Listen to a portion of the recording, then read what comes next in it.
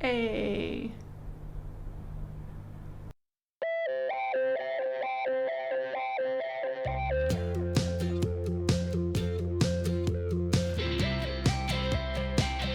Hello, this is Sarah. I'm doing an impromptu vlog because I felt like doing something different. I have been meaning to make a snake for our door in our lounge room to stop the rattling when we run the air conditioner, and today apparently is the day my brain decided we're doing it. The door in question is actually a double glass door and it causes all kinds of strife for us. And when we run the air conditioning unit that you can see up there, it causes the blinds to hit the bottom of the rail, which is really, really annoying. I have some leftover fabric from when I made a tablecloth for our outdoor table, and I'm going to use that to make the door snake. And I'm planning on making 2 of them to make the length, and if I have enough fabric and energy left over at the end, I'll also make another double door snake for the craft room. I definitely made the right call with closing up and getting the aircon going, because today is just turning out cold. I have a very long strip of the dining table fabric. I'm not going to worry too much about measuring and having it all precise. I held it up along there earlier and it seems like it's a little bit longer than halfway, which is perfect. I am essentially going to just fold it in half and sew along that seam, flip it back the other way, sew down one end, and then start stuffing it. I have this random chunky yarn that a friend gave to me after she got it from Millens and didn't like working with it, and I'm going to use that as stuffing because it'll be heavier than the normal polyfill. I might alternate between the two in case this doesn't seem to be going far enough, because this is a long length to be covering. This isn't particularly on grain, but should do the trick. Pins.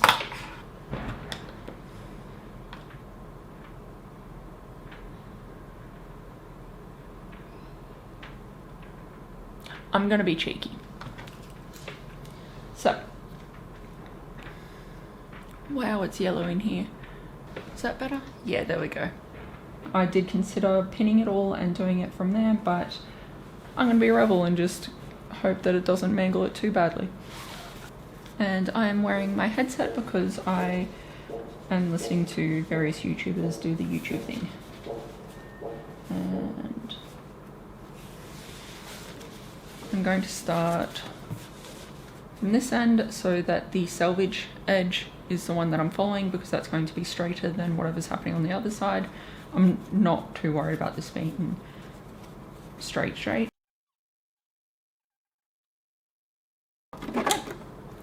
Switchy that on. Let's get this tested and going. It's been a while since I've used this machine and it wouldn't have been on this fabric. I do expect it's going to kick out and be a little bit wobbly.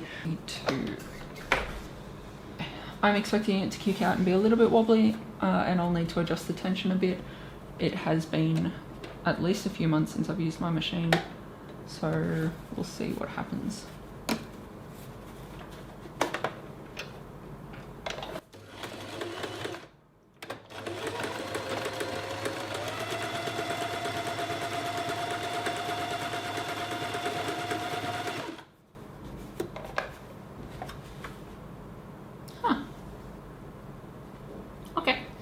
I'm pretty happy with how this is going so far. There's no bubbling going on the back, so I'll continue along here. Yeah.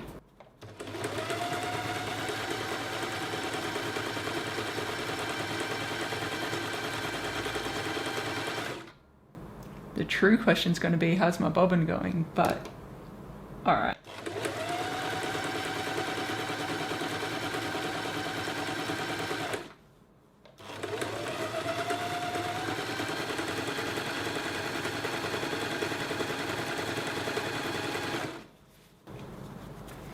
The last time I did something like this, I actually hand sewed the snake and I made a double snake for our bedroom door to save us having to move it. You can read about it on my blog. I can't link yet, so you can find the link in the description below.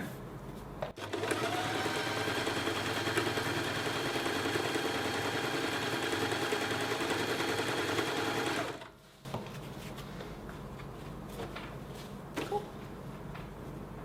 So that's all coming together. I will go over with a zigzag at the end.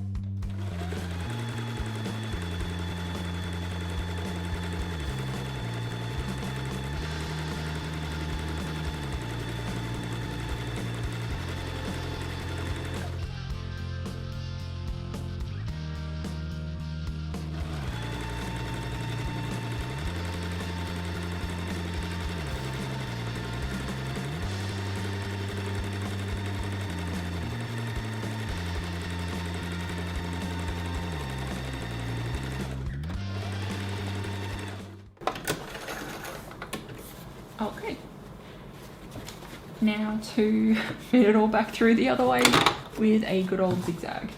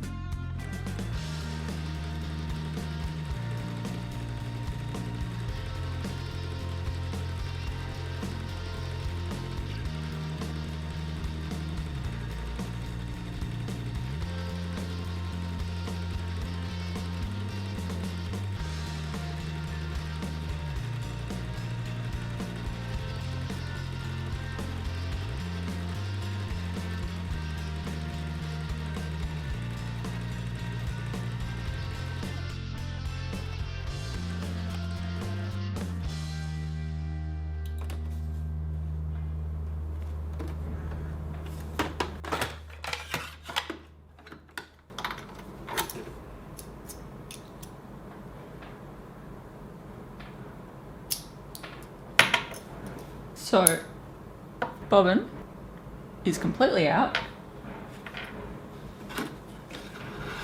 And I did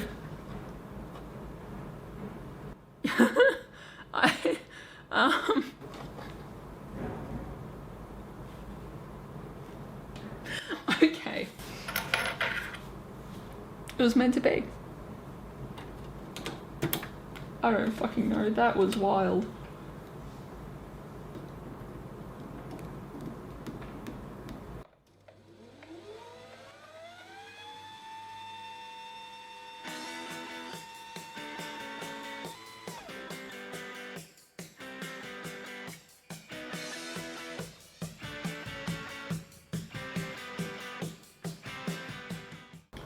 What I could have, should have done is actually run a thread of something through this so that way I can just pull it back through without as much trouble. but I didn't. So now I'm going to try sewing that closed. This one has a little bit more wriggle room, so I should be able to fold that within itself, but I'm going to sew that down, then begin turning. Yes.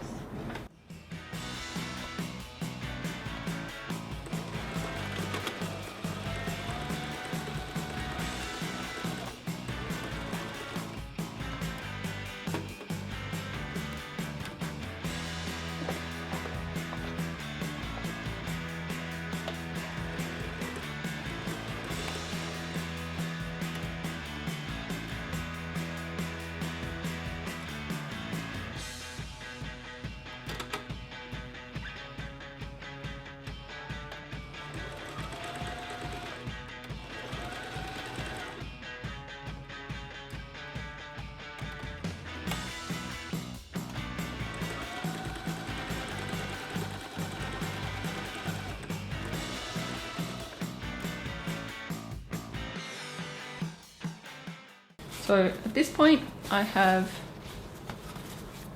snake time-lapse time.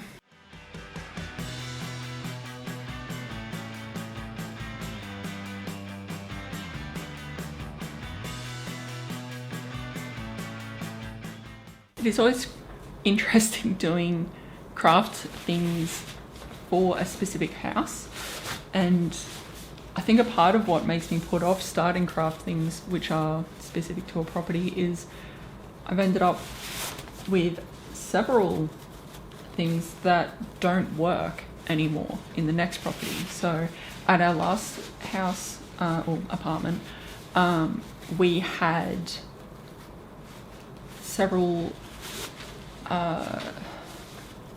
in our last apartment we had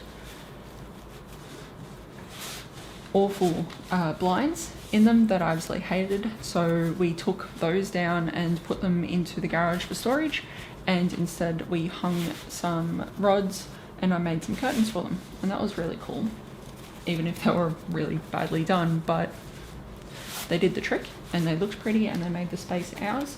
But when we moved and we came to this property, here actually had reasonable blinds, or at least much harder to take down and store somewhere, and the rest of the rooms all have plantation shutters, which are really, really good at temperature control and at dust and all of those things. But now I have all of these blinds and curtains that are just in storage. So the effort, the cost, all of that, worth it for having curtains at the last place, but now in storage.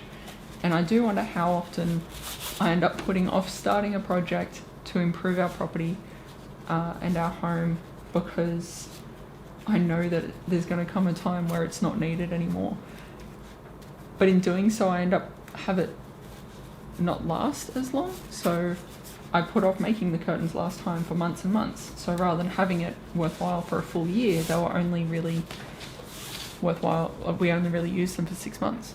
And yeah, am I going to do that with this place where our lease is up in a month?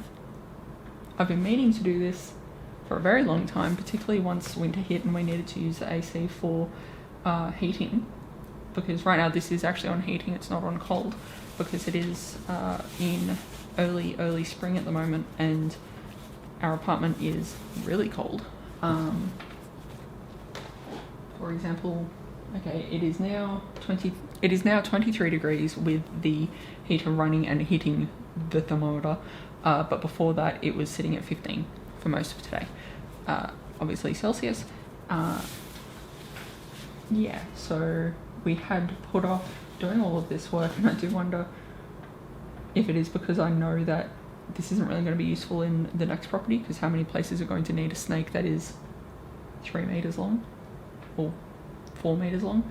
But I'm doing it now because I want to, and even if I have to cut it down and turn it into lots of smaller snakes, we now have a tube, which is great. I am going to turn this off. I will grab my meter ruler and I'm just going to start shoving this down to the end. I am tossing up whether or not I should cut it up first, but I think that's just going to be unnecessary energy usage. Let's get my face in line with the ruler. There we go.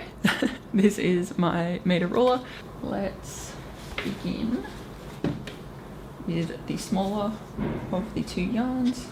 So this is really nice stuff and I would like to use it, but I don't think there's going to be enough of it for me to do something worthwhile. It is unlabeled as well, so even if I used it to make something in a video or similar on Shiny Crochet, which you can check out in whichever corner that is or in the link description below, I couldn't say what brand it is to recommend someone else to go try out.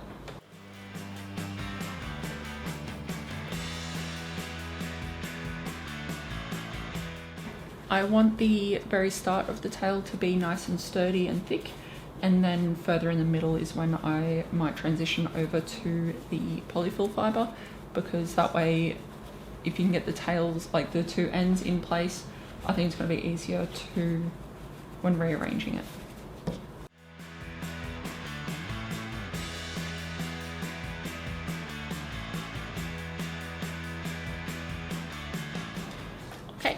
So, good news, this does work. Oh no, something's caught.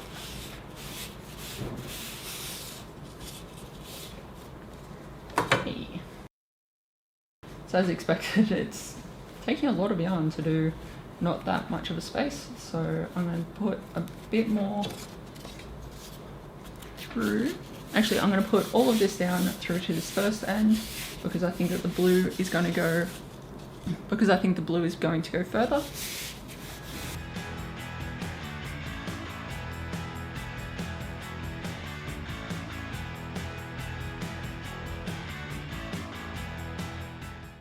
This is not what today was meant to be. Today is meant to be editing a crochet video for this Sunday, and today is Thursday.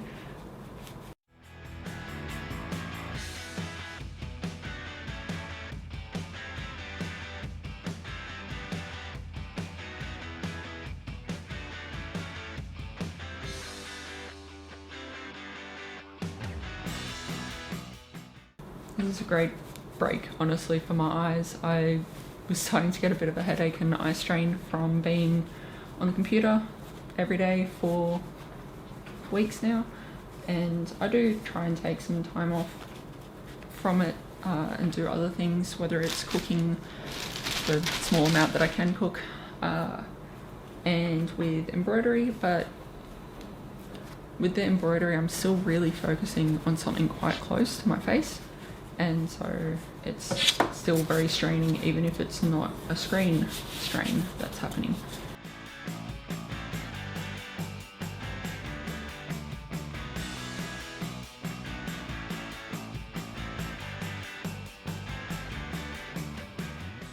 Alright, so it's just been a cool 15 minutes for turning and stuffing.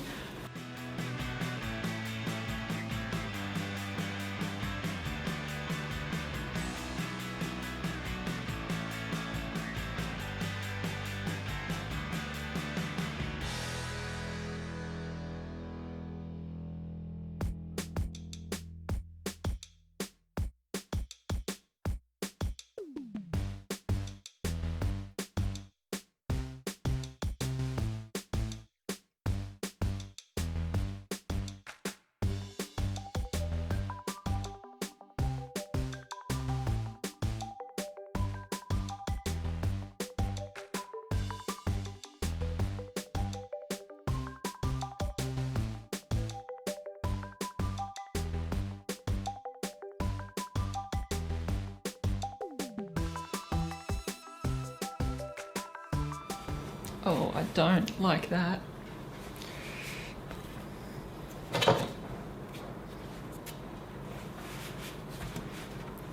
Some of that felty kind of yarn is just really unpleasant to touch.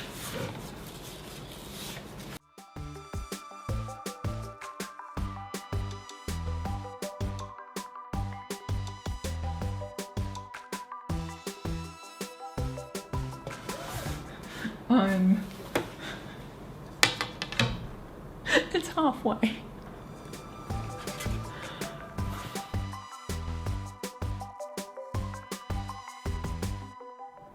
This type is just making my skin crawl. There's not a lot of textures that I react to, not so dramatically with so little interaction, but don't like that one.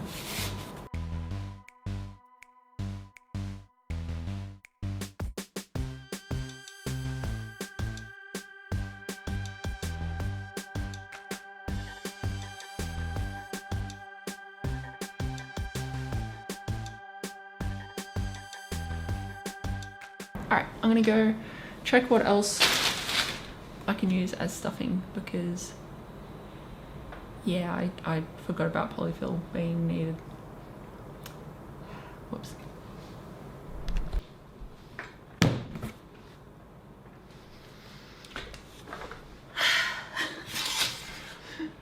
So we've got fabrics, yarn. Let's do this. A lot of this fabric is various bits of fats that I had planned to turn into hair bows at one point or another, or had actually made into hair bows, and this is just leftovers, so I think this one might be kept out. But a lot of it is just really random stuff that I've got other things that I'm going to use in place. So this is a good new life for these things. If you're having a go at doing something like this, I would recommend probably cutting open or cutting up some of the fabric if you're up to it. However, I'm not going to, because I know that's just going to tire me out sooner and make my hands give out in worse ways, and I don't want that. Shocking, I know. It will be fluffier and the fabric would go further if I cut it all up, but I've got miles of this stuff, and I'm kind of grateful to have a use for these rather than continuing to sit in the bottom of a box unused. And you may be looking at these things going, I would use that, why do you count that as a scrap? A lot of this stuff I've had in storage for 4 years, 6 years, 8 years. So yeah, if you're not using it, use it. Like, if you're not using it in the way that you plan to, I guess is the better way to extrapolate into that, to make a bit more sense out of context. And yeah, if you have some other purpose for it, then at least then it's still being used. This stuff isn't being sent to landfill, and it's going to make my house happier.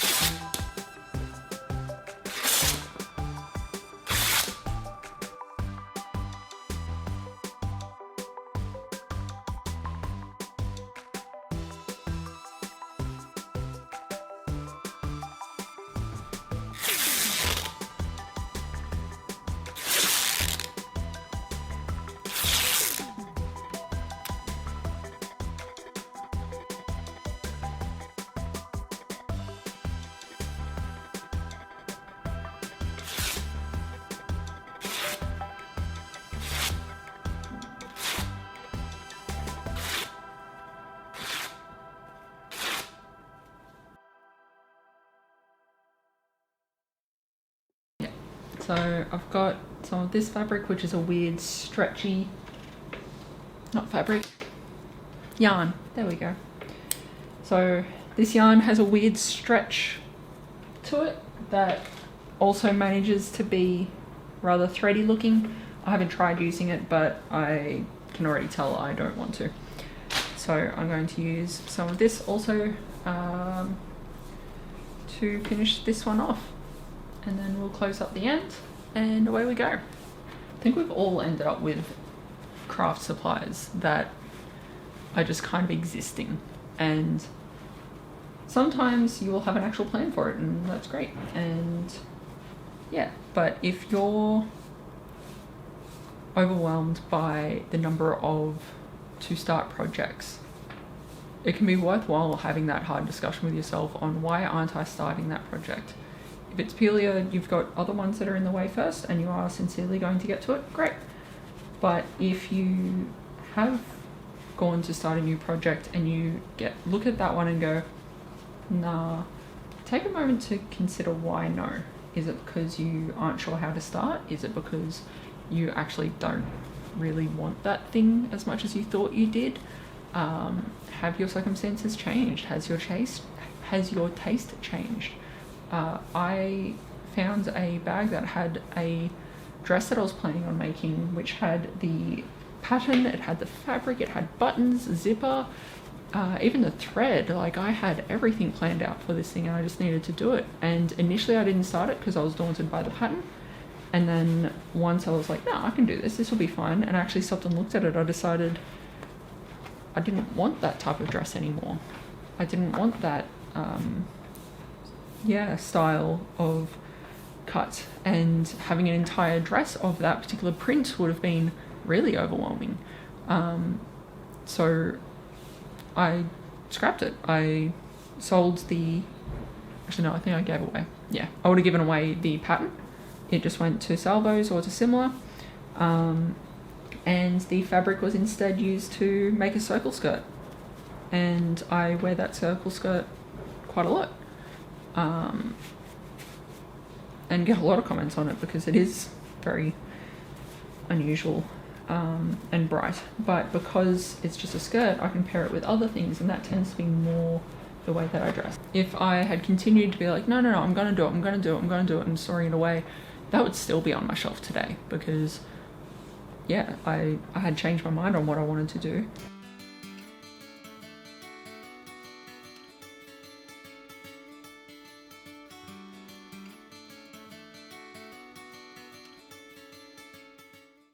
Getting to the right end of it, and the end is getting quite frayed and stretched out.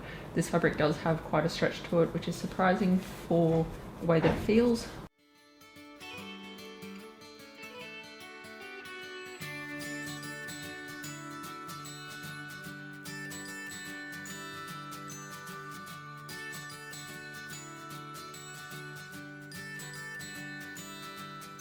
So I'm just folding that within itself twice, just as a bit of a holding the seam in place. That is going to make it incredibly thick for my sewing machine. And then flatten that out as best as I can. And then I will send my sewing machine back and forth over this edge to tack that all in place.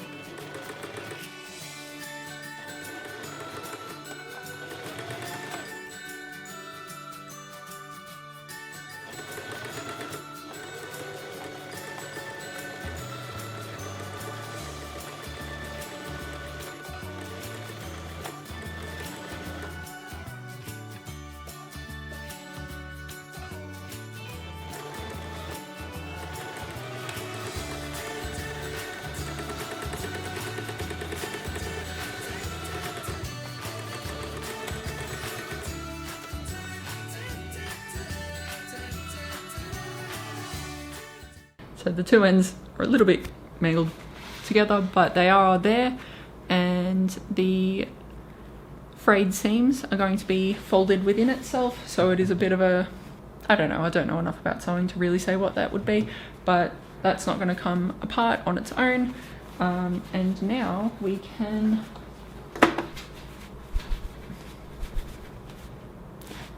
now that's nice and solid to the end. And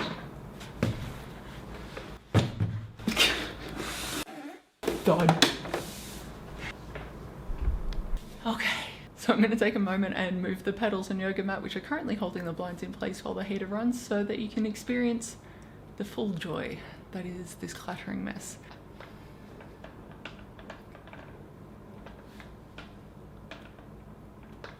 I know it doesn't sound like a lot, but having that constant pitter patter in the background, and it does come and go and it gets worse, it's very annoying. So now, I think it has worked for the end where it's fully covered, but down on this end where there is no snake to protect it, that is still rattling away. I think there is still, between the blinds themselves, some pattering happening.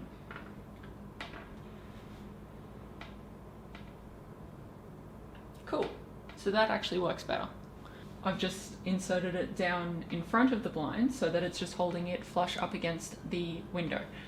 This is a big win, and unfortunately it will cost me money because I have to replace the polyfill that I used, but all the rest of the stuff, if I had just used yarn and fabric after all, this would have been a fully free project out of scraps.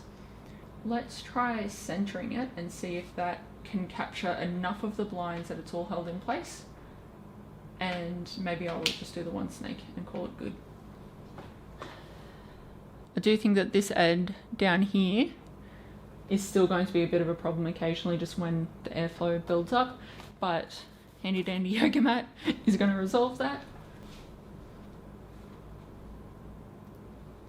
Quiet.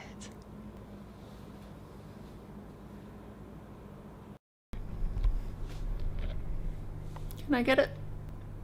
This isn't going to last long. Snake is all done for a single afternoon, maybe an hour of futzing around. Worth it, because now the blinds are quiet and I can not worry about that anymore. And I got to use up more of this fabric. Hey. Alright. Down you come. Thank you very much for watching. I hope that you enjoyed it. I am Sarah of Shiny Crafting. Be sure to subscribe, drop a comment below of what random thing have you made for your house that you have really loved, that's made things easier for you or someone else in your household. And yeah, be sure to like the video if you've enjoyed this. Okay, now I'm going to go have a bit of a stretch and a lay down and a whole lot of water. Have a good one.